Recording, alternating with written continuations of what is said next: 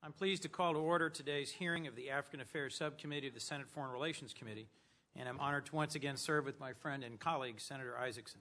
I'd like to welcome the other members of the Senate Foreign Relations Committee who will be joining us later, and thank our distinguished witnesses. On the first panel, Ambassador Johnnie Carson, the Assistant Secretary of State for African Affairs, and on the second panel, Mark Schneider, Senior Vice President of the International Crisis Group, Mvemba Dizolele, Fellow at the Hoover Institution, and Anthony Gambino, a Fellow at the Eastern Congo Initiative.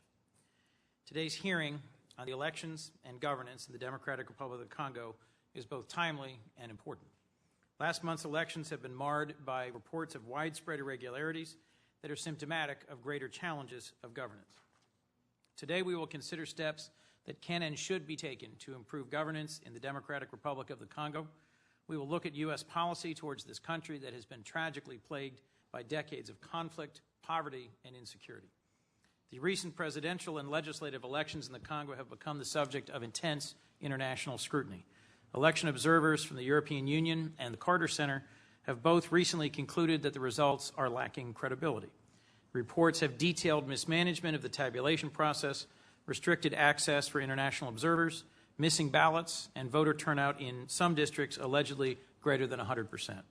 This was clearly not a well-run election. And I insist that Congolese authorities must now engage in a thorough and transparent review of the results to address important unanswered questions. Now that the Congolese Independent National Election Commission, known as CENI, has released data from all polling stations, there should be a thorough review of the results, taking into account reports of irregularities from the many observer missions. As the U.S. State Department said last night, the United States stands ready to provide technical assistance for such a review that will shed light on whether these irregularities were caused by a lack of organization or by outright fraud. New questions surrounding the election are emerging each day this week, and I've received a steady flow of both information and phone calls from concerned Congolese Americans reporting fraud and concerns about post-election violence. Today, I call on both President Kabila and Mr. Tshisekedi to urge their supporters to resolve their disagreements peacefully and avoid an escalation of violence. The unresolved issues surrounding this election cannot be answered through violence in the streets. Instead, all sides should engage in dialogue about the best next steps and consider establishing a formal mediation process with the active support of the United States and the international community. It has been the hope of many in the DRC and around the world that these elections would help move the Congo further towards peace and stability after a terrible civil war that left, by some estimates, 5 million people dead between 1998 and 2003. The U.S. and many in the international community have invested significant resources and diplomatic capital into improving governance and human rights in the DRC, including more than $13 million to support free and fair elections in this election cycle alone. A stable and democratic Congo is in America's interest because of its critical role in the region, its large population, its vast natural resources, but also because it's in our interest to promote fundamental values: human rights, transparency, freedom of expression, rule of law. These values we hold dear have been sadly routinely trampled on in the DRC, where in some instances gender violence and rape has been used as a weapon of war to punish and silence civilians, especially women and children. As I've said earlier, the problems with this election are indicative of far greater problems facing the DRC, rooted in a lack of strong, democratic, and transparent governance, which we hope in partnership to move the Congo towards over time. Without government control over its territory and security forces, armed soldiers and militia members will continue to prey on Congolese civilians. Weak institutions prevent the DRC from upholding human rights and the rule of law and successfully addressing complex issues surrounding conflict minerals and sexual violence. The recent elections presented a great opportunity to further strengthen the foundation of a more effective and credible government, and I am concerned that this goal has not been achieved. I look forward to hearing from our experienced and talented witnesses about what concrete actions the United States can and should take to help resolve the pressing and difficult questions, both about the conduct of the recent elections in order to improve governance, but also how best to mitigate post-election violence and strengthen the rule of law and human rights in the Congo. We stand with the Congolese people in their attempt to advance democracy and hope it can be achieved peacefully. I'd now like to turn to Senator Isaacson for his opening statement. Senator? Well, thank you, Chairman Coons. And first of all, I want to recognize my friend Johnnie Carson, the Undersecretary of State. he and I are the only two guys over 50 named Johnnie in Washington, D.C., and I'm proud to be one of the two. I also want to thank Chairman Coons for calling this hearing.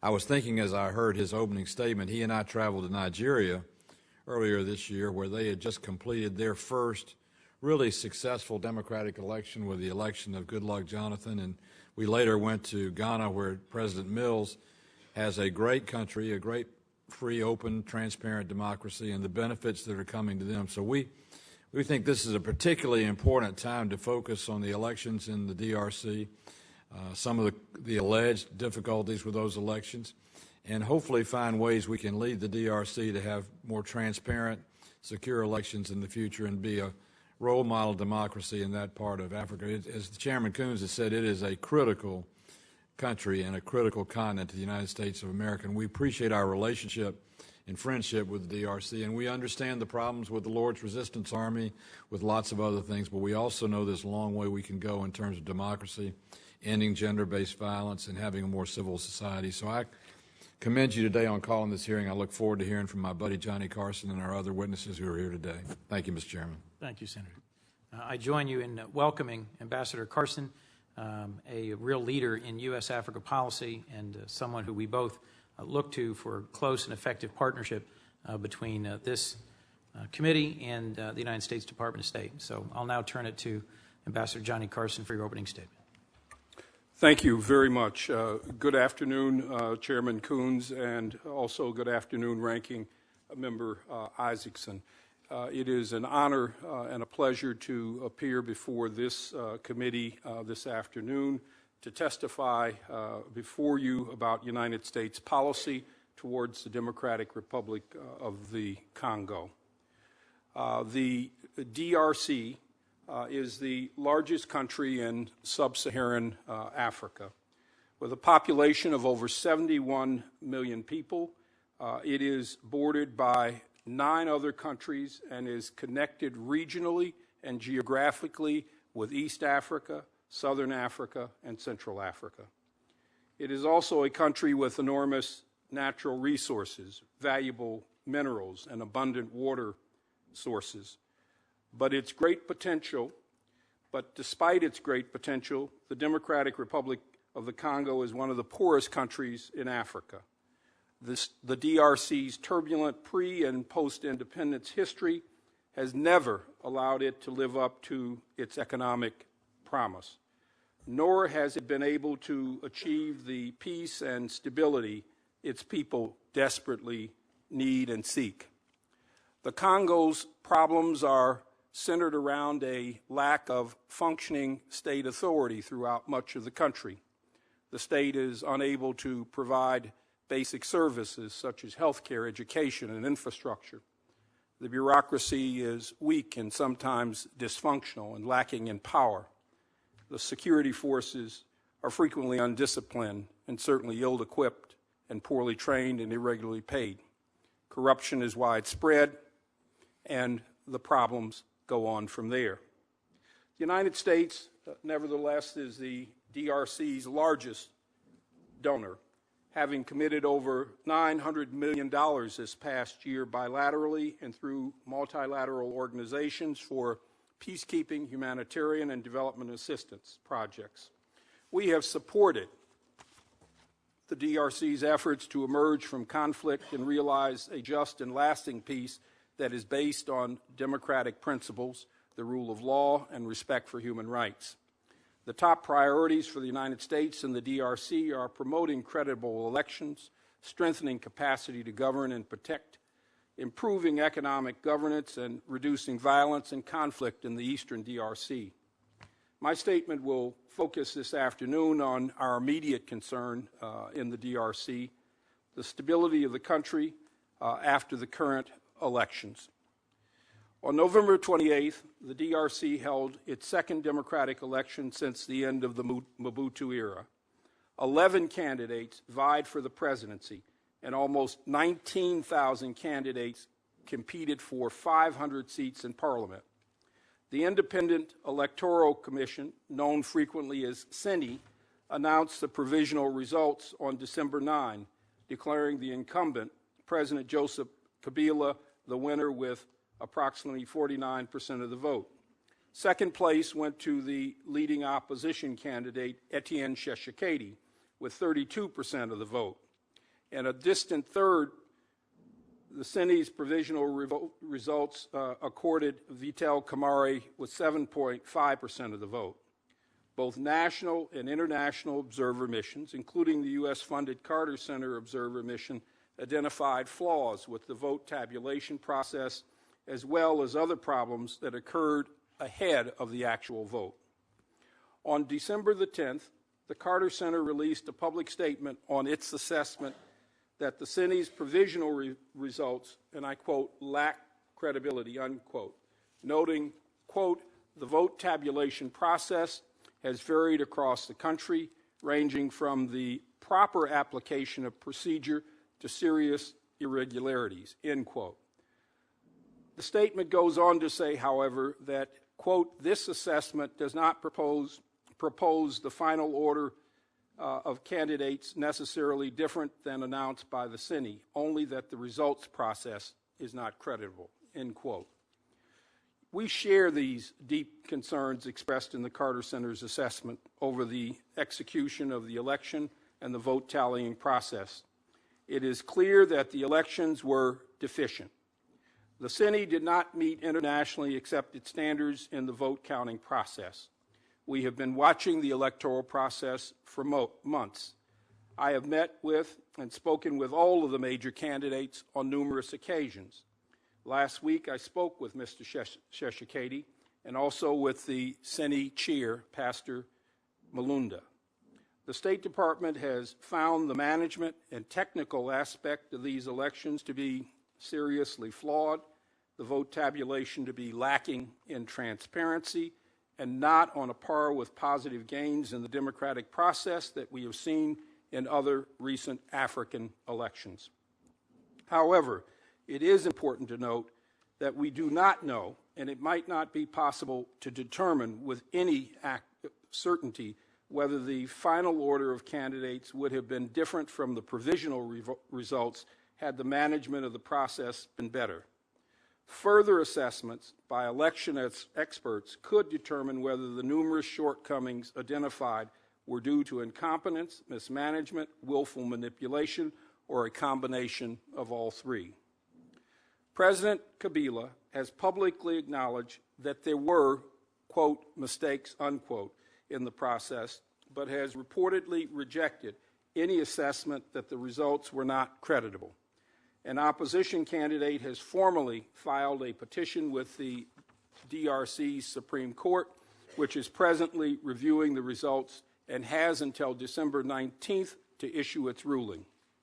We continue to advocate that all Congolese political leaders and their supporters act responsibly, renounce violence, and resolve any disagreements through peaceful, constructive dialogue and existing legal remedies. We believe that a rapid technical review of the electoral process by the Congolese authorities may determine ways to provide more creditable results, shed light on whether irregularities caused by lack of organization or fraud, or whether they will provide guidance for future elections. The United States stands ready to provide technical assistance for such a review. It is important that the relevant Congolese authorities complete the remaining steps in the electoral process with maximum openness and transparency. We are urging them to put forward greater efforts for improved tabulation throughout the rest of the Congolese election cycle. This is especially important as the tabulation process is ongoing for 500 National Assembly seats where, unlike the presidential election, a small number of votes could determine the winner. We are also engaging with other governments at the highest levels, particularly in the region, asking them to reach out to President Kabila and Etienne Tshisekedi and other relevant actors to embrace a peaceful solution to this potential impasse. We have called on all Congolese political leaders to renounce violence and resolve any disagreements through peaceful dialogue and existing legal mechanisms. Although there are major challenges with these elections, I want to note a few accomplishments. Unlike in 2006, the government of the DRC was principally responsible for the organization and conduct for much for much of the financing of these elections. This was an important first step.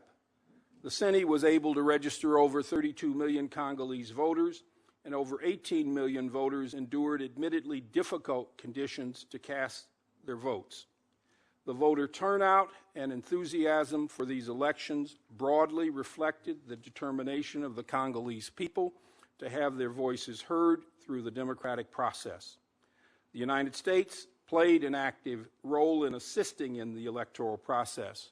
We committed approximately $15 million from multi-year bilateral funding in election assistance through USAID. The funding supported the Carter Center's $4 million projects, $4 million worth of projects, and we also supported the International Foundation for Electoral Systems, known as IFES, with an additional $11 million.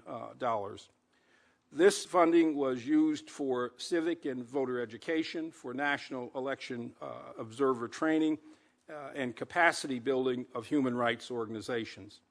In addition, we deployed mission observer teams in each of the 10 provinces and Kinshasa, enabling wide coverage and observation of the elections. On the public diplomacy side, VOA and Embassy Kinshasa conducted a program to strengthen democratic and social institutions.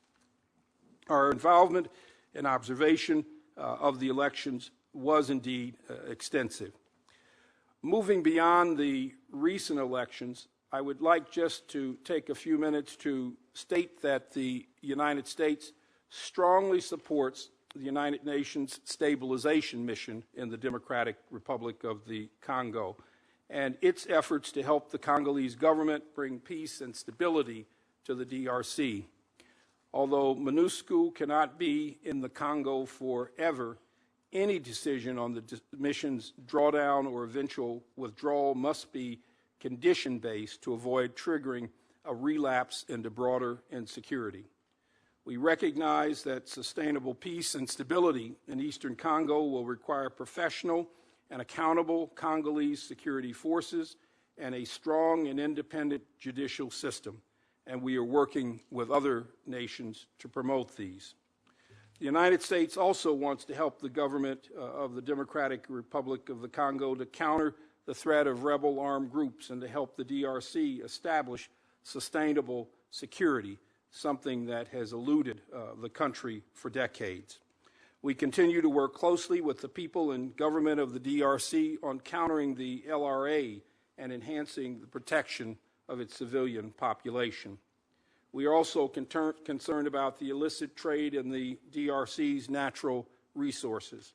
Unregulated exploitation and illicit trade in minerals have exacerbated the climate of insecurity in the eastern DRC as armed groups have used profits from such trade to fund their illegal activities. We currently have approximately $11 million in funds specifically aimed at increasing the transparency and regulation of the illegal trade in key minerals in the eastern DRC. The United States also has other major objectives in the Congo. We want to help to strengthen good governance, promote economic development, improve human rights, support judicial reform, and end the cycle of impunity. We recognize that there are great challenges across the DRC. However, the DRC and the United States have a solid and positive relationship, and our governments continue to engage at the highest level on a number of issues. Thank you very much.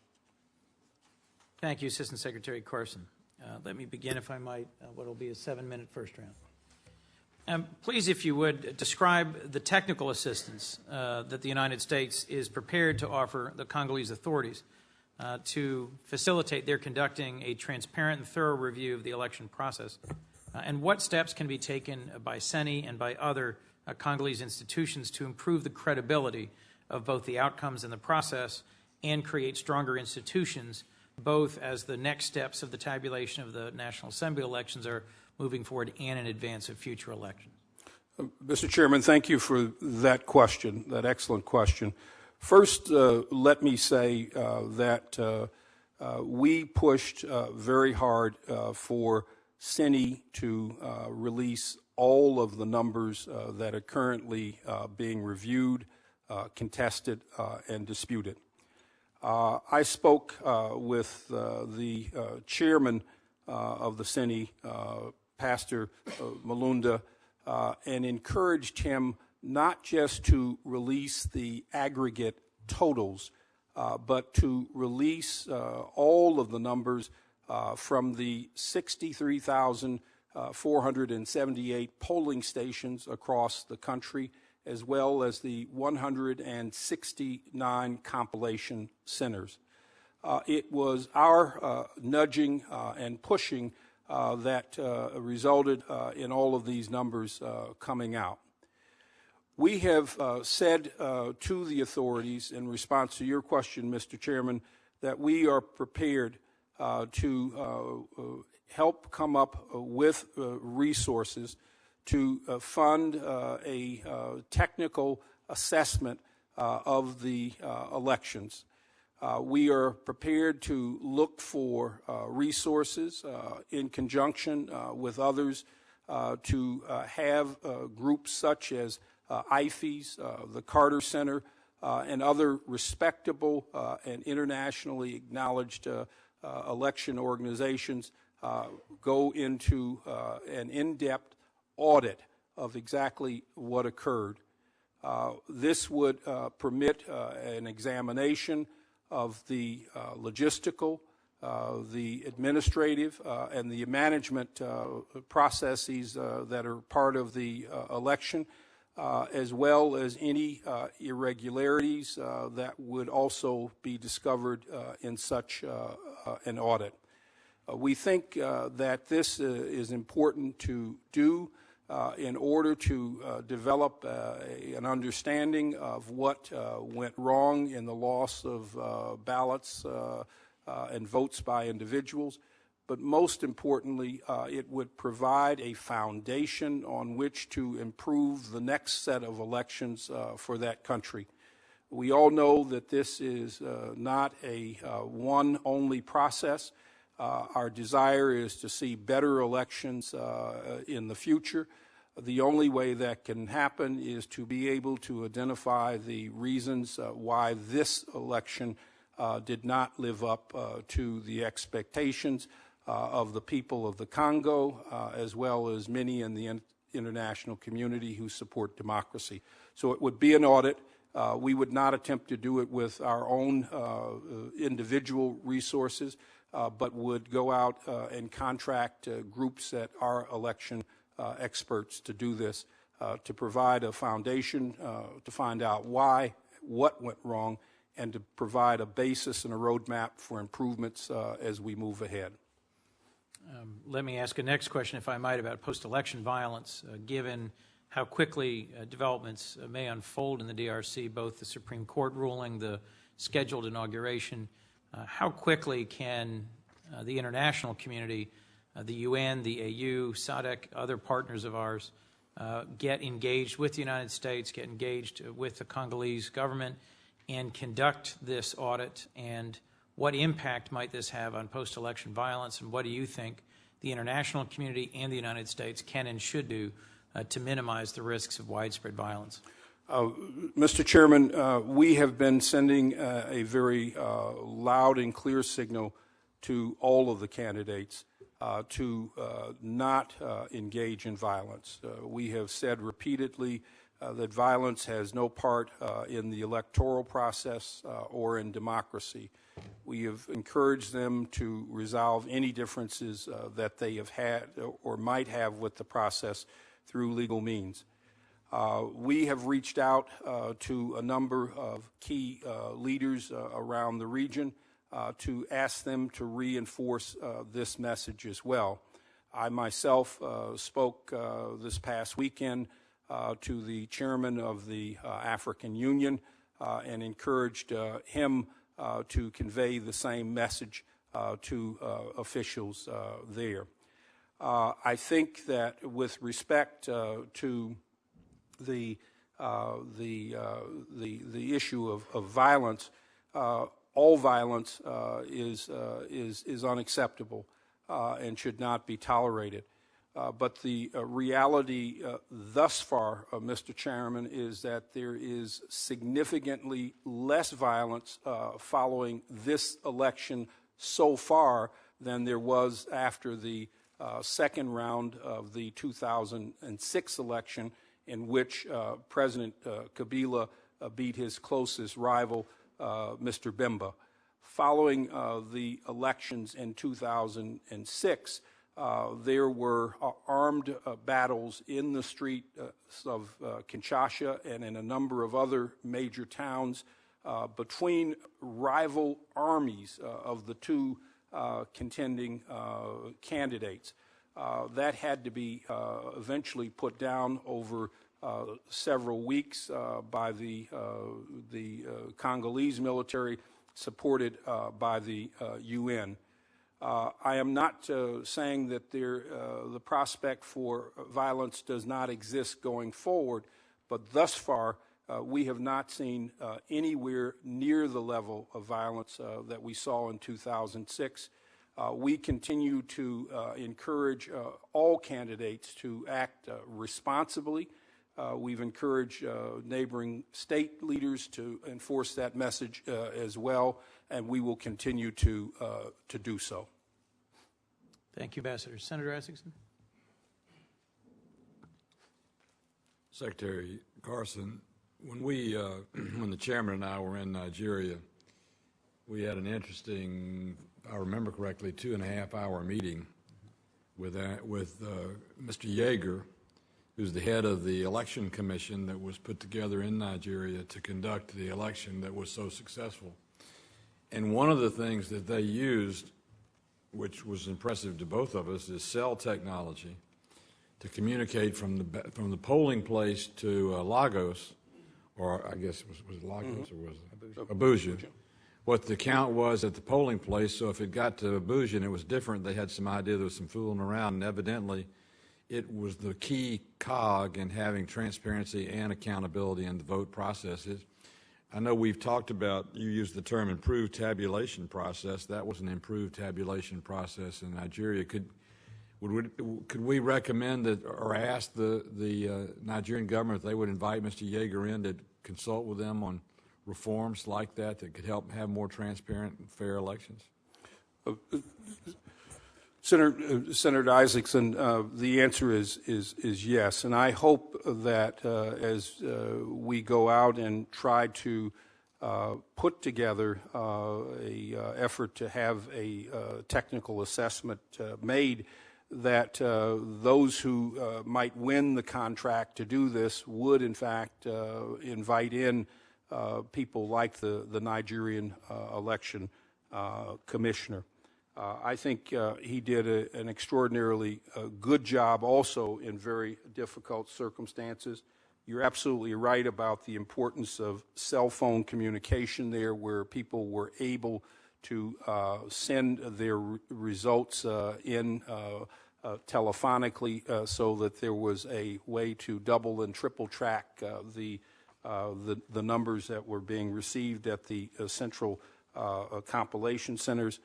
But something else was also there that was missing from the DRC process, which I think is useful in many elections across Africa, and that is a parallel vote count, in which there is a system put in place to have a very good, legitimate counting and tabulation that runs parallel to that of the governments or the Electoral Commission.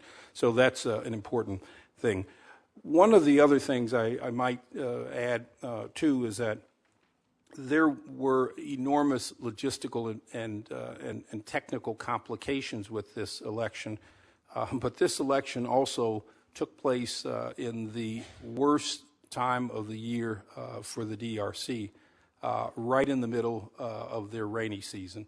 And that also helped to add complications on top of very serious additional shortcomings which have already been mentioned.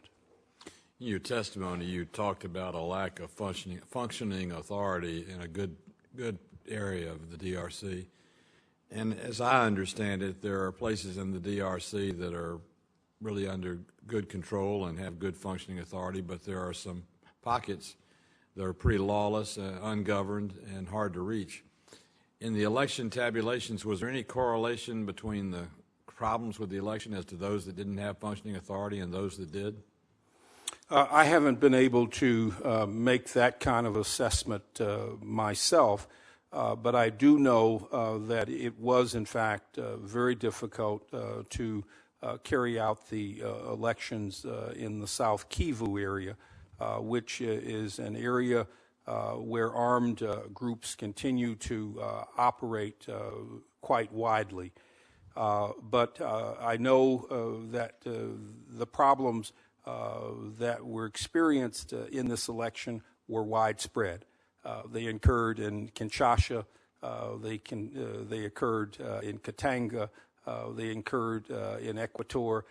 So I'm not able to say whether they were better or worse in places where government authority was or was not effective. Were any of the 100 advisors that the president sent to Uganda positioned also in the DRC? At this point, there are only several there in the DRC, and they are located up in the far northeastern part of the country. And that's part of the effort to go after the Lord's Resistance Army? It is indeed. As we've indicated, the President authorized a mission of approximately 100 military advisors who will help provide information and better training for the forces in the region to effectively track down the remnants of Kony's organization and Kony himself. We hope that over time that these advisors will be located in Uganda, in parts of the northeastern corner of the DRC, as well as the CAR, and in South Sudan. Based on my mail, and based on being a member of the Vietnam generation, you know, I get a lot of there's a lot of concern about that loaning those advisors, because there's kind of an unknown mission in the public. And so I would encourage you and Secretary Clinton, in whatever way is appropriate given security, national security, and also the security of those personnel, to have a periodic reporting back to us over the progress of what they're doing at their stated mission, and also what their rules of engagement are, because quite frankly, most of us between 65 and 70 remember what happened in the 1960s with a handful of advisors that actually President Eisenhower sent into Southeast Asia that later became a major deployment. I'm not suggesting that's either the intent or possible, but I think the transparency that people look for in elections, I think they're also going to be looking for in terms of this assignment of personnel, and I would appreciate it to the extent you can, and it meets our national security and the interest of those advisors, that we be periodically advised of their progress, the rules of engagement they operate under, and their mission. Mr. Chairman. Yeah.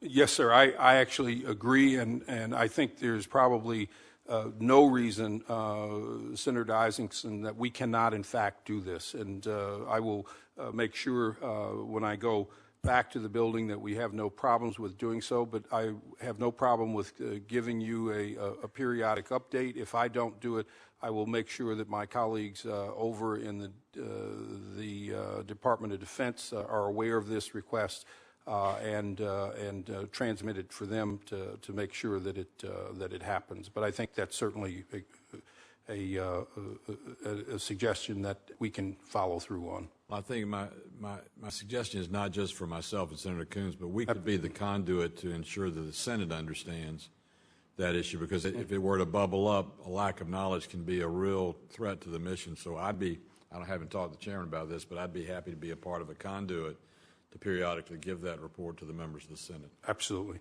Okay. Follow up, if I might, on that same line of questioning. During the run-up to the elections, the idea of having Ugandan troops on DRC soil pursuing the LRA was increasingly controversial. Now the elections have passed. Is there any confidence in your part that there will be improved collaboration between the DRC, Uganda, and other regional players in pursuing CONI and the LRA? And what do you see as the scale of the scope and the nature of the ongoing threat that the LRA poses to civilians in the DRC and the region? The LRA continues to pose a serious threat to civilians in a wide area extending from the northeastern part of the Congo into the Central African Republic and all the way to the South Sudan border. They continue to kidnap young men for conscription into their ranks and women to be sex slaves and porters. We believe that the total strength of the LRA probably does not exceed any more than approximately 250 individuals. But these 250 individuals are known to be killers and to be extraordinarily ruthless. They are dispersed in a number of groups, fanning out over a very, very large and heavily treed and forested area. So they do continue to be a threat in the area, and we think that it is important to continue to help the countries in the region go after them. The DRC government did ask for a reduction in the number of Ugandans on their soil in the run-up to the elections. We hope that following the conclusion of these elections that we will see a return to the stepped-up cooperation that has led to the degrading of the LRA over the last year and a half. I note that the DRC has committed one battalion, the 391st Battalion, to operations in the northeast in the Garamba Forest. It is a battalion of soldiers trained by DOD and AFRICOM. They remain very much engaged in the search and the fight against the LRA. They are using information that is shared among Uganda, the DRC, and the United States. And that information sharing between the countries has not ceased. And we know that those who are sharing this information from both armies in the DRC and Uganda work together across the border. What's the likely role of the new special advisor? First, let me commend the administration for appointing Ambassador Walkley as the special advisor for DRC and Great Lakes region. Help us understand, if you would, how he's going to focus and elevate U.S. policy in the region around LRA, around conflict minerals, around improving governance and resolving ongoing disputes in the region. What will his role be? Well, first of all, we're extremely pleased with the presence of and selection of Ambassador Walkley. He is an enormously experienced diplomat, having served a great deal in Francophone Africa as ambassador to Gabon, ambassador to Guinea-Conakry, and about a decade ago decade and a half ago as Deputy Chief of Mission in Kinshasa. He was most recently our Consul General and Charge d'Affaires in Juba. He is a highly skilled diplomat. We hope that Ambassador Walkley's appointment will signal to all who are concerned about the DRC that the United States remains serious and deeply interested in the issues of the Great Lakes region and the DRC in particular. We hope that Ambassador Walkley will be able to effectively strengthen a coordination of our policy in Washington within the interagency and within the State Department among the various offices that are responsible and have an interest in Great Lakes issues.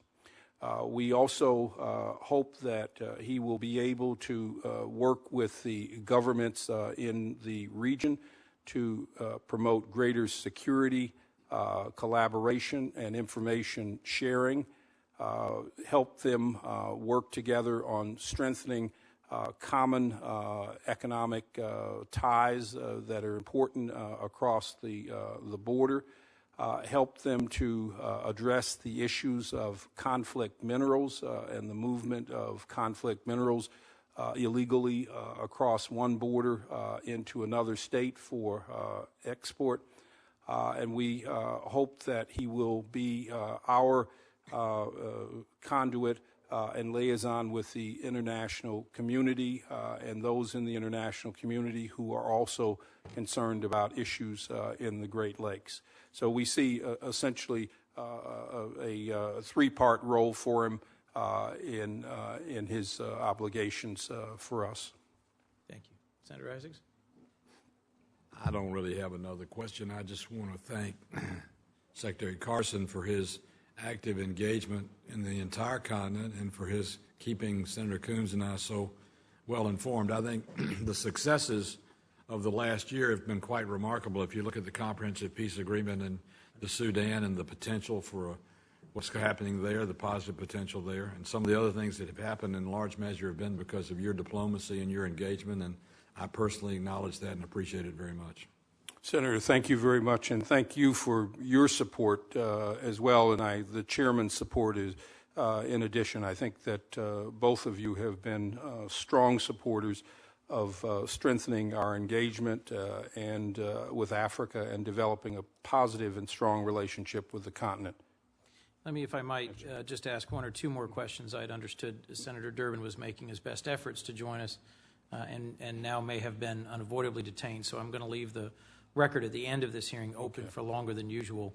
I believe he may have some questions about conflict minerals or the LRA or other topics that would be of interest. I also wanted to just add a question about leaders like President Kabila who have made constitutional changes right before elections and the implications of such actions in the democratic process. I've heard from a number of constituents real concern about Cameroon. President Biya, who modified the Cameroonian constitution to run for a 6th term and is now beginning his 4th decade in office after their recent elections.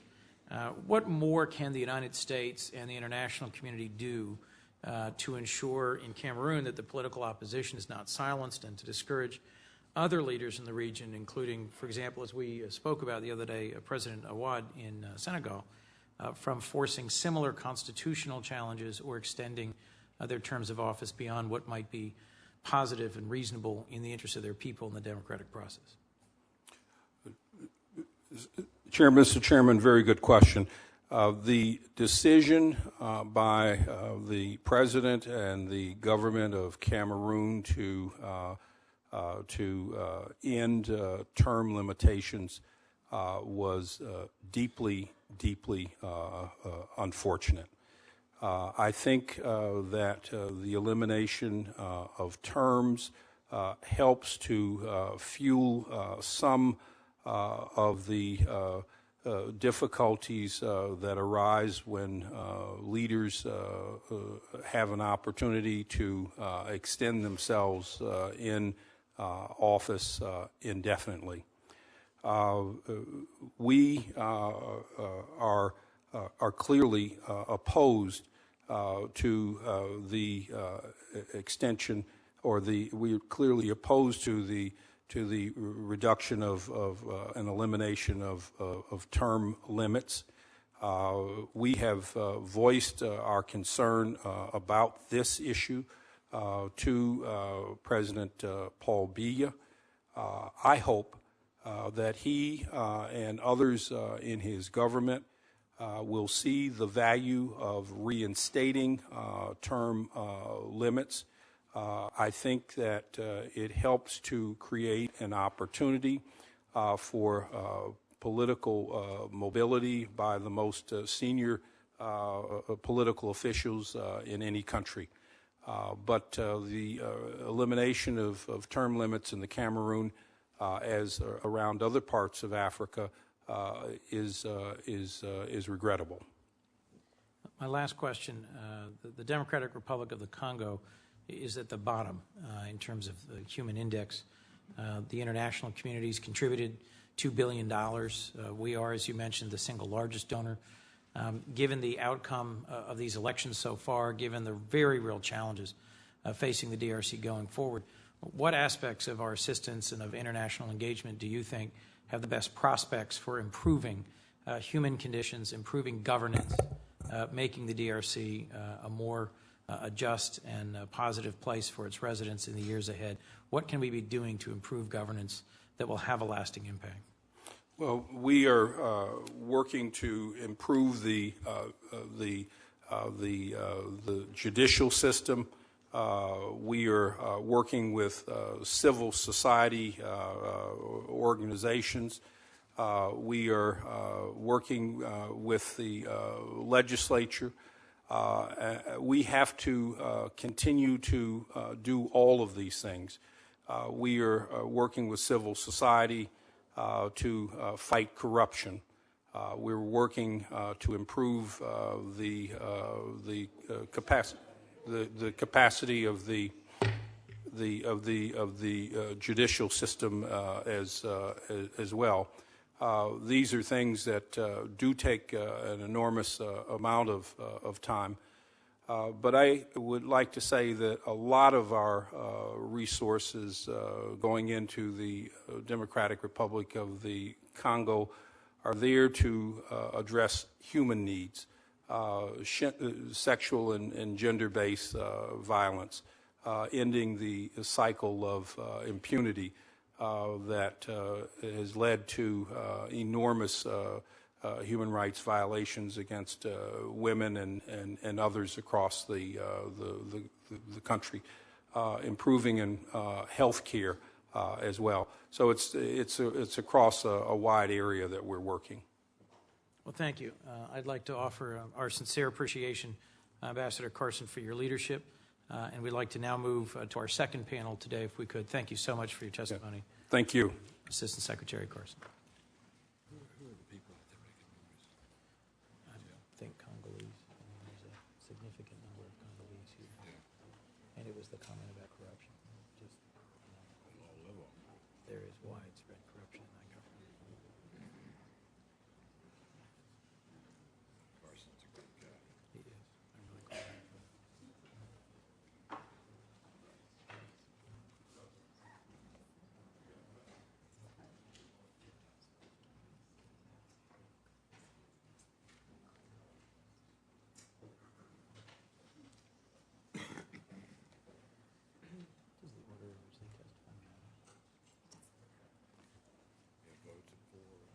Just about, yes. So we're going to wrap it up by right after. More, I think, on the NDAA. DOD. Yeah. I think it should go pretty quick. Yeah. We'd like to welcome our second panel, and we're going to begin, if we might, with Mr. Mark Schneider, proceed to Mr. Anthony Gambino, and then conclude with Mr. Mvemba Dizolele. We are grateful for your willingness to join us today and to testify. In the interest of time, I've dispensed with a recitation of the biographies of each of our witnesses today. They are accessible through the committee website and online, but all three of you bring a great range and depth of experience in the challenges facing the DRC, and we are grateful for your making yourselves available to the committee today. Mr. Schneider?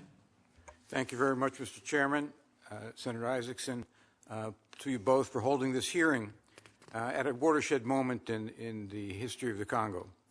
As you know, Crisis Group is an independent, nonpartisan, non-governmental organization, and our mission is to seek to prevent and to help resolve deadly conflict. I don't think there's any question that this second election since the end to a brutal civil war, which produced some 5 million victims, had seemed to be a moment for the Congo to move forward on a democratic journey. Instead, we meet at a time of desperation, enormous frustration, and some great degree of fear. There are estimates now that total several million voters who courageously went to vote, cast their ballots, and then those votes were not counted, or the results were never even transmitted to the central tabulation centers. And in some cases, it now appears that some of the original tally sheets and the ballots may not have been preserved, and so the issue of auditing is going to be very difficult. I should add that the reports that we've received, which echo the findings of the Carter Center, the European Union, and more than 30,000 Congolese that the Catholic Church deployed as observers, is, as the Carter Center stated, that these results, the preliminary results issued by the CNE, lack credibility. And let me just emphasize at the outset, and I'll go into some detail, while I also have the highest regard for Secretary Carson, we don't believe this is a technical issue. This is a political issue. There are technical problems, but it's a fundamental political issue.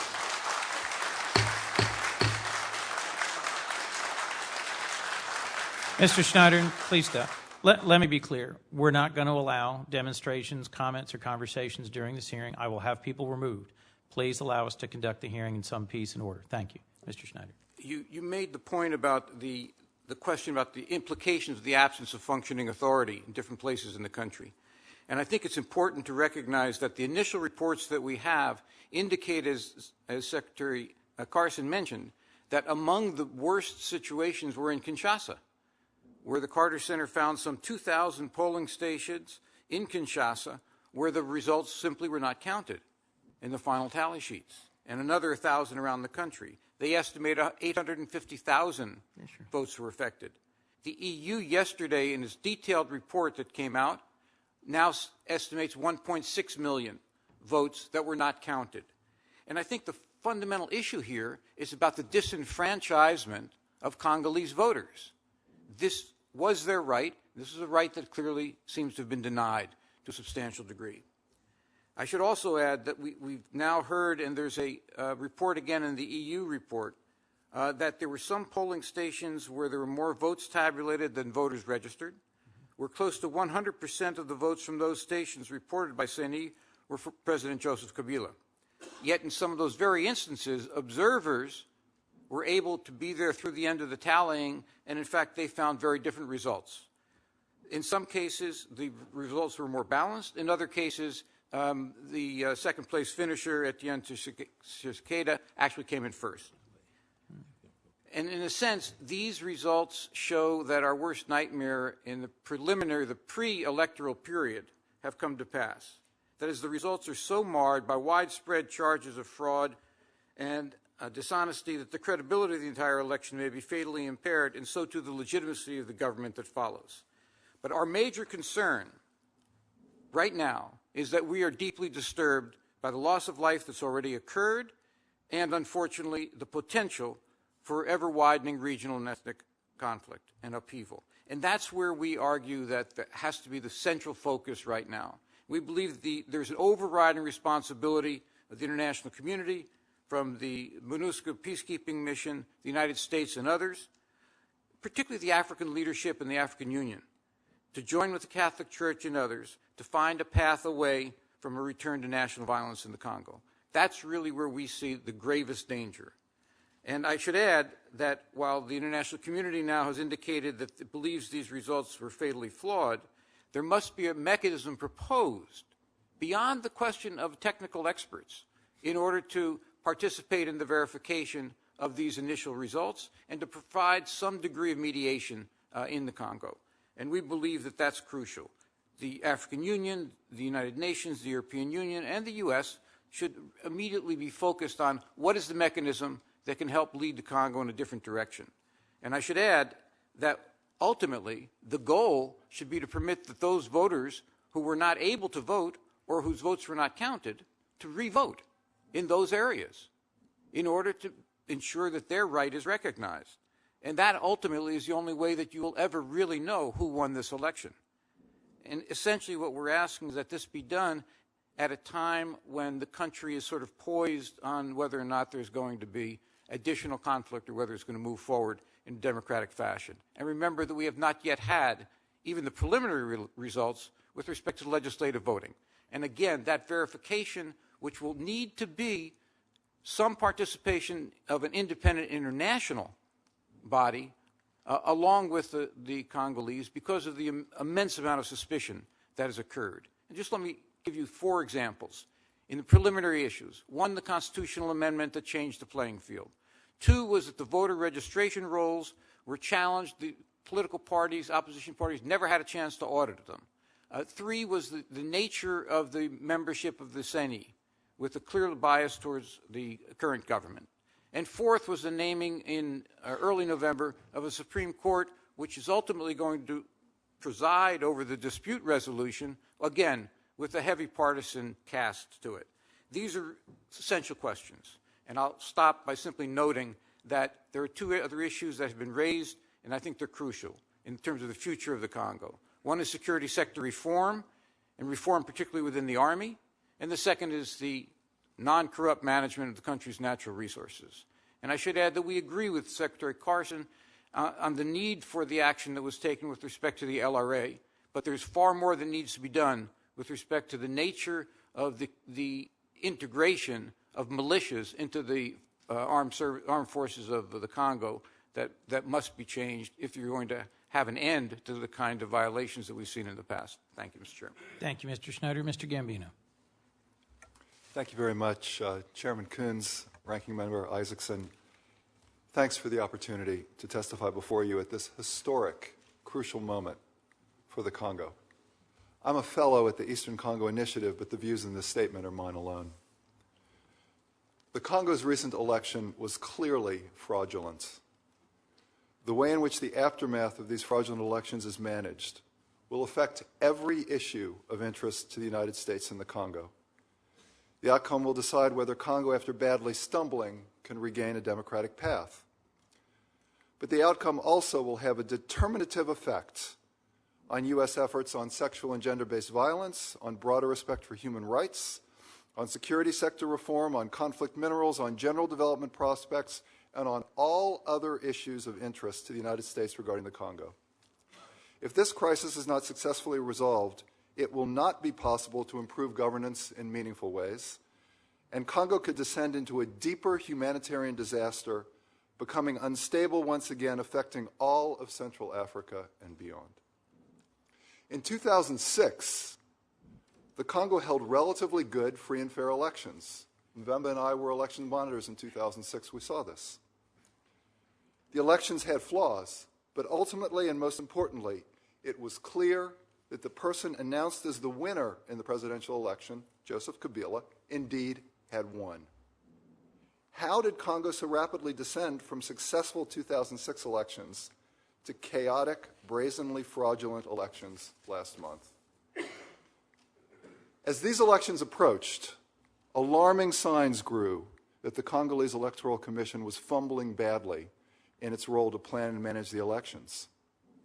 Just within the Eastern Congo Initiative, we've been working all year for good elections, and an ECI delegation headed by Cindy McCain, wife of Senator McCain, and ECI CEO Whitney Williams was in Congo for the elections.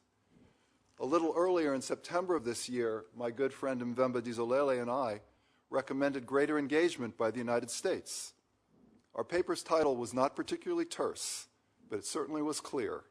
Technical issues threaten free, fair, and transparent elections in the Democratic Republic of the Congo. Urgent steps required. Mr. Chairman, I respectfully request that this ECI paper be included in the record. Without objection. Thank you. Even earlier in March, ECI's founder, Ben Affleck, sounded the alarm. This is what he said. The the United States must do more to support the 2011 elections. Once these elections occur, the free and fair nature of the results should be above reproach. A finding of anything less risks Congo's stability and democratic progress. He then provided a long list of concrete recommendations for U.S. policymakers. I'm sad to say every one of those recommendations was ignored. He said, if we continue to place the Congo on the back burner of U.S. policy, it will come back to haunt us. That is precisely where we are today. Let's be clear about the facts. The election results lack credibility for two central reasons.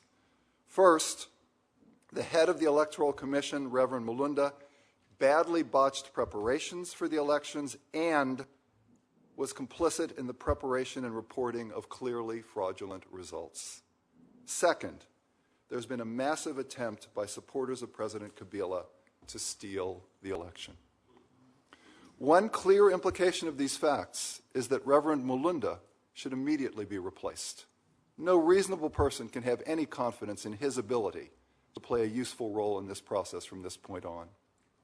A second implication is that the United States needs to think through what it means that supporters of a sitting head of state just organized a massive effort across multiple provinces to fraudulently alter and manipulate election results. And right now, it is clear that President Kabila's security forces are working hard to suppress, harass, and intimidate opposition supporters through the threat and, in some instances, the use of violence. Intense discussions are underway around the world to consider what to do next. Many different scenarios and options are under discussion. Whichever specific route is taken, the required endpoint is clear. The Congolese people must see the man they have democratically chosen as their next president as the man who takes office for the next 5 years. And I want to emphasize that as of today, it is simply not possible to know whether Joseph Kabila or Etienne Tshisekedi is that man, the legitimate democratically elected president of the Congo based on a credible electoral victory. Absent a reasonable process, if President Kabila continues to function as head of the Congo, he governs without a shred of democratic legitimacy. That's not a formula for stability in the Congo or in Central Africa as a whole. Such an outcome would be deeply counter to both the interests and the values of the United States, and would risk another humanitarian crisis and greater prolonged conflict and instability in Central Africa. Secretary Clinton and President Obama need to state now, both publicly and privately, that the United States is engaged both to help defuse this crisis and to find a way forward that respects and honors the democratic aspirations of the Congolese people. They should communicate this directly to a number of people, including President Kabila and Mr. Tshisekedi. Thank you very much. I'm happy to answer your questions. Thank you, Mr. Gambino. Mr. Dizolele. Chairman Coons, Ranking Member Isaacson. Thank you. Okay. Chairman Coons, Ranking Member Isaacson, thank you for the invitation and honor to testify before your committee today. I greet you on behalf of the millions of Congolese in the homeland who look up to the United States as a beacon of democracy. I would also like to thank you on behalf of the Congolese community of the United States for your interest in the alarming development in the Democratic Republic of Congo. Thank you. My name is Mvemba Dizolele. I'm a native Congolese and a naturalized U.S. citizen. I would like to note that I received my American citizenship through service in the United States Marine Corps Reserve, where I was a non-commissioned officer and served in infantry, intelligence, training and operations, and public affairs positions. I recently returned from Congo, where I observed the contentious presidential and legislative election that have led to the current legitimacy crisis between President Joseph Kabila and his main challenger, Etienne Tshisekedi. I'm neither a member of the opposition nor a supporter of the presidential majority. I speak on behalf of the Congolese people. While I do not represent all 70 million Congolese, I am confident that I speak for a good many of them. Still, my views are my own today. I'd just like to put a little bit of context in this. The most widely accepted narrative of U.S. Congo policy defines the predicament of the country as a humanitarian crisis through the binary prism of sexual violence and the so-called conflict minerals. This narrative has now become the standard perspective through which Americans view Congo, and most NGOs, activists, academics, and policymakers like yourselves build your work around this prism. Not only is this narrative wrong, it has led to misguided initiatives such as the Dodd-Frank Act, which contains an important resolution on Congo's conflict minerals, effectively turning U.S. Congo policy into a Kivu policy. This narrative oversimplifies the problem and makes American taxpayers believe that if only the challenges of sexual violence and conflict minerals were solved, then Congo will get on track and peace will follow. Nothing, however, is farther from the truth. The Congo crisis is first and foremost political and requires political solutions. The disproportionate attention that policymakers directed to sexual violence and conflict minerals distracted them from the many other important core issues such as governance, security sector reform, mining sector reform, decentralization, and the elections. The result has been catastrophic for the Congolese. The crisis, as we know it, as we discussed today, started, of course, on December 9th, when Daniel Mulunda Ngoyi, chairman of the Electoral Commission, declared President Kabila winner of the contentious election, 49%, with 49% of the vote. Tshisekedi, who placed second, has rejected the result, called Mulunda's statement a provocation of the people, and declared himself president-elect. The main opposition parties have rallied behind Tshisekedi and are calling on the international community to solve the impasse. Meanwhile, the government reacted swiftly and forcefully, unleashing armed anti-riot policemen and elements of the elite presidential guard into the streets of Kinshasa to confront Tshisekedi's partisans. Several people have been killed in clashes between state security agents and the protesters. An unconfirmed number of young men have been abducted from their homes by the same agent and driven to undisclosed locations. The government has cut off text messaging services, and internet access is now limited, slow, and intermittent. The diplomatic community exhorted Tshisekedi supporters to refrain from violence, but has not condemned abuses by state security agents. As of this writing, the Limete neighborhood where Tshisekedi's residence and party headquarters are located is under heavy police siege. The movement and activities of his supporters are curtailed by state security agents who harass, manhandle them at checkpoints, provoking them into more violence. But the real genesis of the crisis goes back to December 2010, when Tshisekedi, who had been sick and seeking treatment in Europe, returned unexpectedly to Congo and announced his candidacy for the presidency. Kabila's advisors panicked, and the president parliamentary majority passed a hasty constitutional revision in January 2011 that scrapped the two-round voting process in favor of a one-round, all within 1 week. Opposition parties, along with civil society groups, denounced the constitutional revision, calling it irresponsible and dangerous for the security and stability of the country. Major powers in the West, however, especially the United States, France, and Belgium, wrote off the power play as an internal affair. Throughout all of this, Western embassies appeared content to look the other way. Diplomats from the United States, France, Britain, and Belgium praised the CENI for enrolling 32 million voters. No doubt an impressive feat considering the enormous logistical challenges. But voter enrollment was the first step of an electoral process, not the end. The same international actors remained silent about the allegations of fraud and irregularities, even as Congolese and international human rights organizations denounce violence and abuses. Their silence has helped spawn a crisis that could have easily been averted. At stake is nothing less than the stability of a country of 70 million people. Unless the international community takes its responsibility to protect the Congolese from conflict seriously, Congo will slide into greater post-election violence. If this fits with the mandate of your committee, the U.S. Senate should investigate this electoral disaster. A mixed panel of highly respected Congolese and outside negotiators should be selected with the full support of the United States, France, Belgium, and other relevant powers to review and address the inconsistencies that have caused this crisis. The alternative is to let the Supreme Court certify Kabila's provisional victory and hand him another 5-year term, in which case we better watch out. The opposition will reject this victory, but an emboldened Kabila with questionable legitimacy will assert his power with greater popular repression, triggering a cycle of violence with untold ramifications.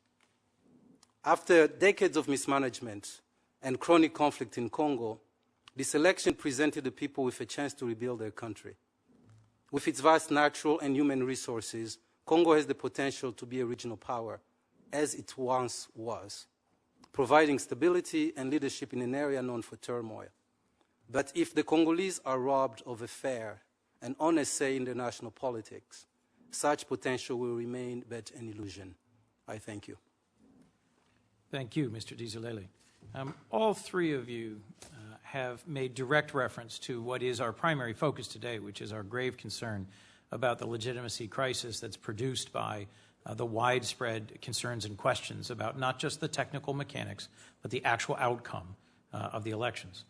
And I have a question for all of you, if I could. You've all referred either in your written testimony or your spoken testimony to a reasonable process, to a plan B, to an active engagement by relevant powers and the multinational community, to opportunities missed in the run-up to the elections to insist on constitutional changes or to push back on constitutional changes, to insist on better preparations of a technical and logistical nature. The Assistant Secretary spoke of the United States having offered active, prompt engagement in an audit and review, and several of you have spoken of that as being insufficient. I agree with you that this is fundamentally a political problem, and no matter what the outcome is here in the short term of the review of the election, there is a real risk of Congo slipping back into the tragic violence that caused what has been referred to as Africa's World War. If you would, for our benefit, review more concretely exactly what it is you think the United States, or at least this committee, can and should do to engage the international community, to deploy the moral authority and resources of the United States in a way that will make a positive contribution to airing the real challenges of this election and to moving forward towards a productive and peaceful future for Congo. What exactly would you urge us to do, Mr. Schneider? I think first, the point that you made is very important in terms of lessons learned. There were moments in the pre-electoral process when at that point a combined international diplomatic message strongly to President Kabila that he was going down the wrong path and this would result in the country being isolated. That was not done. The kind of effort was done on Nigeria was not done early enough here. That's one. Second, now it seems to us that there is an essential need to use, as you stated, all of the moral and political suasion of the international community. You have the largest United Nations peacekeeping force currently in the Congo. They also have political capabilities. Secretary General should be engaged on this. The African Union has a major stake in the Congo moving in the direction of stability.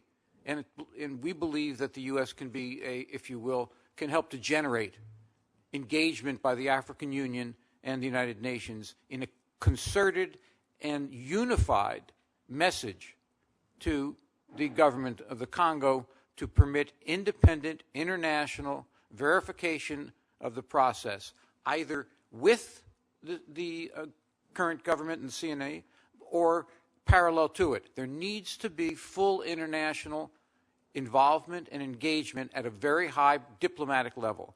That thus far is not satisfied by contracting with electoral experts. That's number one. Number two is the Catholic Church took a leading role in the observation with civil society in the Congo. they need to be a very strong dialogue partner in how to move forward. Similarly, civil society in the Congo is very active. They too need to be engaged fully in this process. And here again, the United States does have a record of dealing with the civil society, and it should be part of what we do moving forward in order to, in a sense, give them some of the resources necessary to engage in this process. But the fundamental issue is independent international verification, and with the purpose, as I said earlier, of enfranchising those who were disenfranchised in order to try and move to a position that you do know who won the election, and initially aiming at preventing the country from slipping down the path into regional and ethnic violence. And we already see in Katanga some of that taking place. Thank you, Mr. Schneider. Mr. Gambino. Thank you, Mr. Chairman. Certainly a question that all of us are thinking about a lot and talking to people in the Congo and around the world about what are appropriate, very concrete steps to take. In addition to agreeing very strongly with the points that Mark just made, let me just add two. And I want to comment very specifically on some of the points that Assistant Secretary Carson made, because what we can see is a movement in the part of the policy of the United States. At the beginning of this year, when the constitutional changes were made by President Kabila, moving from a two-round system to a one-round system, the only comment on this came from our ambassador in Kinshasa, who referred to the change as an internal matter, made no criticism whatsoever of the change. As many of us urged much greater involvement and concern, we kept getting replies that things were on track, that the Electoral Commission was really doing a very good job, that the elections with the support from the UN mission, from MONUSCO, would work out fine. We were looking at it closely. It really didn't look that way. We kept saying, please think about it more. Didn't happen. Now we get to this, and we continue to see some movement on the part of United States policy, a statement released yesterday by the State Department spokesperson. But here are the 2 points I want to make. We still talk about working within existing legal remedies. But let's look at the Electoral Commission. Does one really think that the personnel of this Electoral Commission that were responsible for this charade in front of us, that we should expect the people of the Congo to rely upon them and have faith in anything they do? I don't see how one can credibly assert that. You keep the institution, but you certainly have to change the personnel. That seems to me very fundamental. I spoke about that in my testimony. The Supreme Court is to make a ruling, and in the present system there, that they're supposedly the ultimate arbiters. There I would defer to the head of the Catholic Church in Congo, Cardinal Monsengo, who in a superb statement of just a few days ago urged the Congolese Supreme Court to do the right thing. But reading between the lines, if you will, there's the sense that it is not the end of this process unless the court does the right thing. So let's see what the court does. If they do the right thing, whatever that might be, then we move in one direction. If, on the other hand, they reach a decision that looks as flawed as some of the actions we've seen from the Electoral Commission, then we're going to have to look very seriously at other activities like the ones talked about by Mark Schneider. The final point on that is that Assistant Secretary Carson, in his testimony before you, in addition to using the phrase existing legal remedies, also used the word rapid, that we need to work on these things rapidly. Now, I recognize that one wants to get out of this crisis as quickly as possible. But if you look at the mess that has been created by all these irregularities and vote manipulation, everything around this country, with 18 million votes cast and all the problems, it's not going to be sorted through in a matter of a few days or a few hours. It's just not possible given the scale of this. So we have to start to be reasonable about two things. One, how long is it going to take? And then if it's going to take a period of time, which I strongly suspect it will, what are the implications for maintaining short-term stability in the Congo in terms of governance, structures, and other support that comes from us and others around the world? Thank you, Mr. Gambino. Mr. Dizolele. Thank you very much, Chairman. I think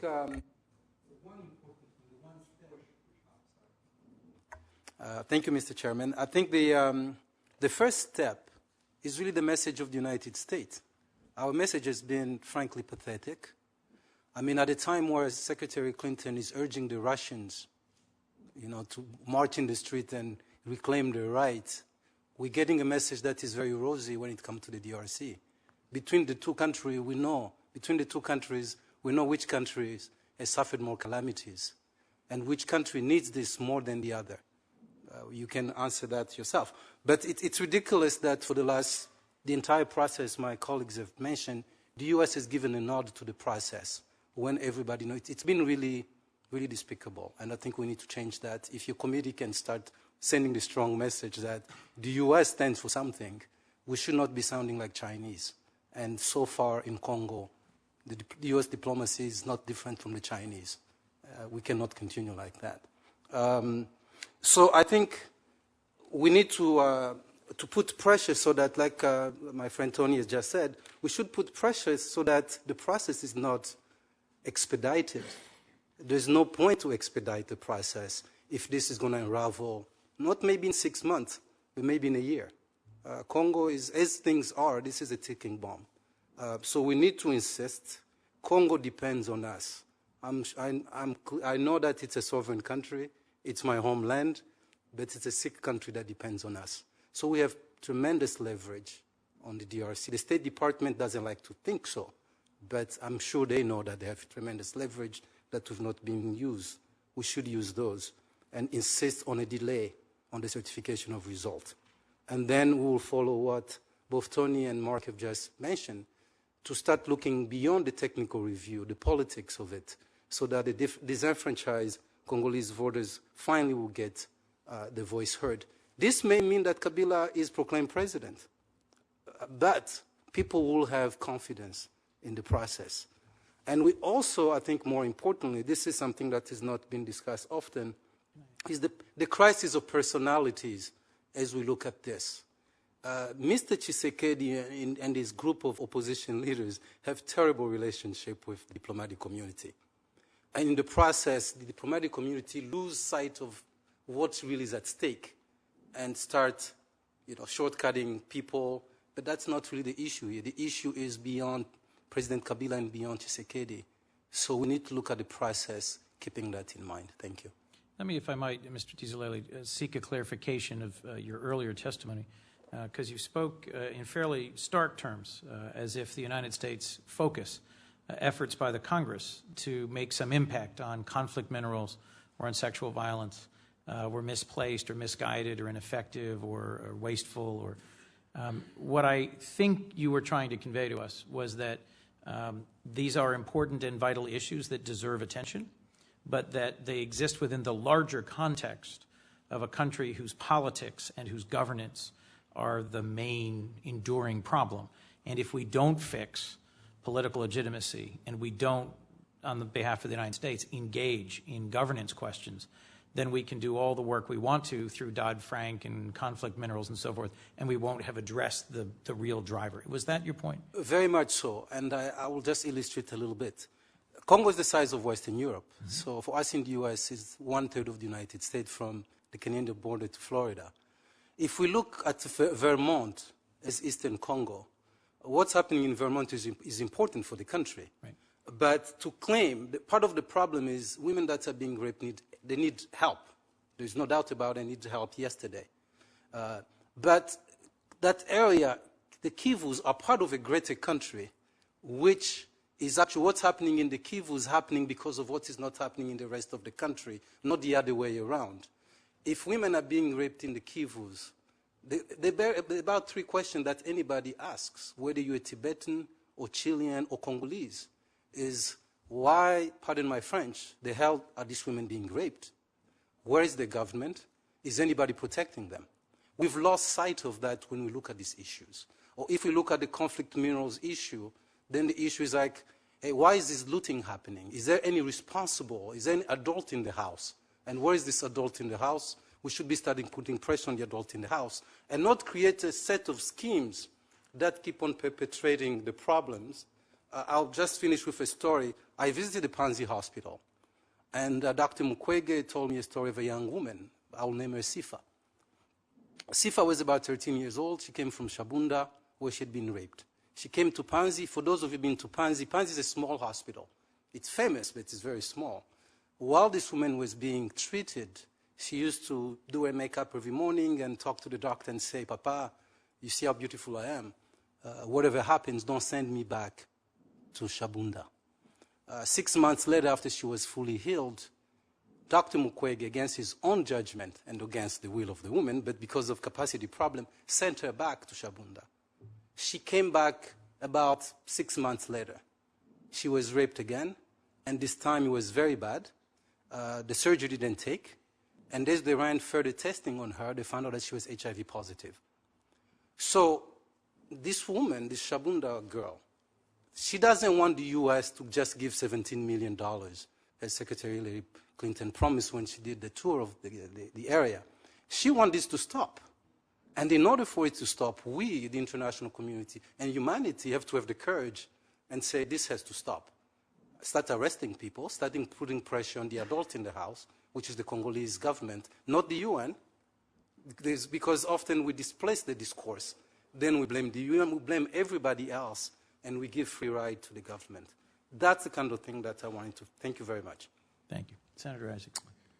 Mr. Schneider, you said that there was obvious fraud in certain regions or provinces, and there ought to be a revote in those provinces. And then, Mr. Gambino, you said the whole election was clearly fraudulent. Do you think there should be a revote in the entire country? Senator Isaacson, that is an extraordinarily important issue. I think the Congolese themselves are going to have to think that through with help from international actors, experts, and others to think through a way to get to a reasonable democratic outcome. As I look at it, and I've looked pretty closely at the results around the country, we see obviously fraudulent results in Katanga. You have 3 large areas amounting to about 750,000 votes, where in 2 of them the results are 100% of the voters voted for President Kabila. So you can go through, and I've done this, hundreds of pages of results for each voting station where there were roughly 400 or 500 Congolese voting. Every single voter, we are to believe, went and cast his or her ballot for President Kabila in over 500 of these polling places around each of these areas, so well over 1,000 just for these. That's one example. In certain areas of North Kivu, there are very clear reports of intimidation and extremely troubling results as you start looking at specific areas. Others have referred to the Kinshasa results. There were votes lost, perhaps as many as 1 million, and Mark Schneider has talked about this, where they know people voted and then the votes disappeared. So we have this. Are you going to be able to sort all that through and somehow come out to something and say, we're absolutely confident that either Joseph Kabila or Etienne Tshisekedi did? If you can, fantastic. I'm a little skeptical, frankly, given the scale that one sees. I would defer to experts. If we don't do it, then we have quite a problem. If you can revote in certain areas, okay. But if those areas amount to most of the province of Katanga, which is the size of Texas, and where over 3 million people voted, a lot of Kinshasa, a city of 10 million people and millions of voters, and substantial portions of other provinces, you see where I'm going. That starts to look like another. I'll just put out one more question for you to consider, and I don't have the answer. The Congolese had a system in 2006, which was a 2-round system. You had over 30 candidates for president in 2006. If no one got over 50%, you went to a second round with the top 2 candidates. That's what happened. You had a second round against the top 2 candidates. President Kabila beat Jean-Pierre Bemba 58-42. It seems to me that as you look at these horribly complex and flawed results right now, there are probably two things that we can all agree on. Nobody won more than 50%, and the two top vote getters are Joseph Kabila and Etienne Tshisekedi. It may be cleaner to think about some kind of competition that way. One can organize such an election relatively quickly. The Congo is slated to have its next round of elections nationwide in March. So we do have something coming forward. So as you think it through, I'm certainly not making a proposal. I'm just trying to think through with you some of the options that are people discussing right now to work through what is a mess without a clear, clean, rapid outcome right now that most of us see. Well, the reason I asked the question is from listening to all three of you, in particular Mr. Dizolele, who's in his comments, I don't think a re-vote right now is really possible, or would bring a result that would be any different without fundamental change in the process. Do you agree with that, Mr. Dizolele? I'm sorry, I missed. I really don't think a re-vote would be possible without to create any other change in the result immediately because of the given corruption that exists today. Is that correct? I think there's a lot of truth to that, in the sense that Tony just mentioned that there's so many things that have to change. I mean, if we're going to have a revote, does that revote happen with the same team that we have in place?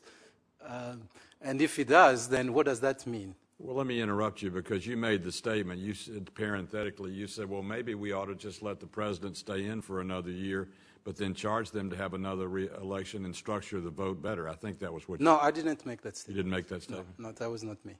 Okay. Was that you? Somebody said that. I didn't say it, Senator, but I do want to make I think what you ask is so important, but I'm actually more optimistic about this than perhaps some others.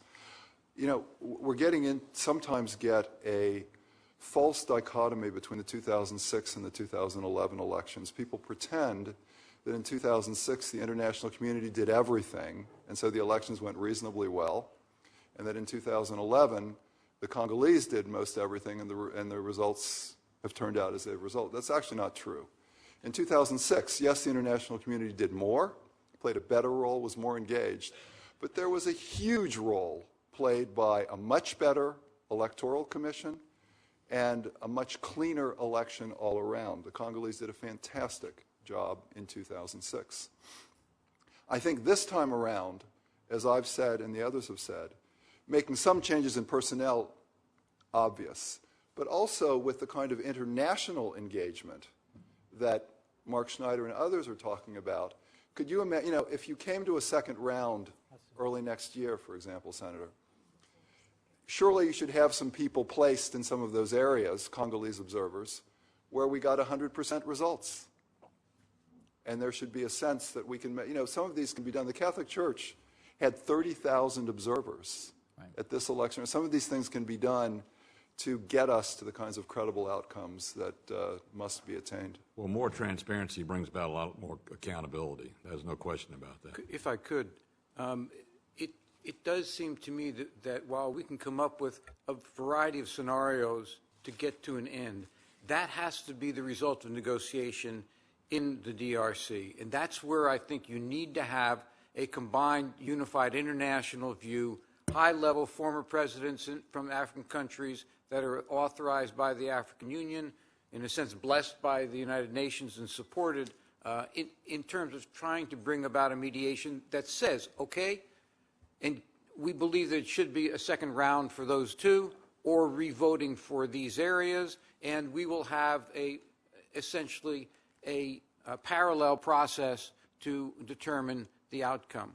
But there needs to be, and here's where I guess I disagree a little bit, I do think we need immediate international engagement in this effort at this time, because I'm very concerned that December 19th, you heard the Supreme Court, that's the last date. Well, the Supreme Court decides on these disputes in camera, closed sessions. Given what we've had thus far and what we know, it issues a result that says the preliminary results stand, then you essentially lit a match. And it just seems to me that between now and then, you need to engage the international community to try and bring about some process of discussion aimed at a compromise. Well, my time's up, and we're about to have a vote, I think, but let me just add a comment to our Marine, Mr. Dizolele. When you made your comment, I reflected back 2 years ago when I was on the USS Eisenhower in a NATO exercise in the Atlantic and went down to the mess hall and sat at the Congolese table. There were 10 Congolese volunteers in the United States Navy serving our country on a fast-track to citizenship basis, and I want to thank you for your doing that, and thank you on behalf of the American people. Thank you very much, Senator. Yep, we don't know if it's been called yet. Senator Isaacson was referring to, we had a scheduled 4 o'clock vote on the authorization for the Defense Department. Actually, Senator Isaacson was trying to make an excuse to make an exit because I've got one other stop I've got to make. Thank you all for your testimony. Well, then let me thank Senator Isaacson for his good nature, his disciplined and steady contributions to the work of the subcommittee, and for the honor of serving with him. You have presented focused and concrete concerns about this election. I'm sorry we have not gotten into more detail about the many other issues and challenges that face the DRC. The role of the newly appointed special representative to the DRC in the Great Lakes, the role that the UN peacekeeping mission can and should play in security sector reform, whether it is reasonably possible to certify conflict minerals as being conflict-free, and whether that's relevant to improving future governance and outcomes in the East and Northeast. What, if anything, more we can and should be doing to promote civil society and transparency, what we can do to ensure a more effective electoral commission and Supreme Court. These are all questions I think are valued and important. Let me first say that I, and I suspect all the other members of the subcommittee, welcome your ongoing input as this very fluid situation continues to evolve. It is my hope to put out a statement promptly, possibly jointly with Senator Isaacson, that reaches our conclusions from this hearing, from all the input that we have gotten, and our offices have gotten quite a bit of input from the Congolese community in the United States, for which we are grateful. And it is my hope that the United States will take an active and engaged role in convening the international community to try and ensure that we do not miss an opportunity. We may well have missed them in the run-up to this election. And as I said in my opening statement, many of us had really hoped that this election would secure steady forward progress for the people of the Democratic Republic of the Congo towards a sustained democracy. I agree with you that this is a moment of great risk, and that there is a real possibility that it will slip, as Cote d'Ivoire did, after a challenged and contested election, into enormous difficulty. There is a moment here, I think, for the faith community, for NGOs, for Congolese civil society, and for the international community to negotiate to an appropriate resolution of what is a flawed election that could produce a political crisis. I am grateful for your testimony today. I look forward to your continued input, and as we move to a vote on an equally important issue for our nation, I am grateful for your passion about improving the lives of the people of Congo and about continuing America's role as one of the leaders in advancing democracy around the world. Thank you very much. We will leave the record open for 1 week from today, given the number of other members of this subcommittee who had expressed strong interest but were unable to join us today. Thank you very much.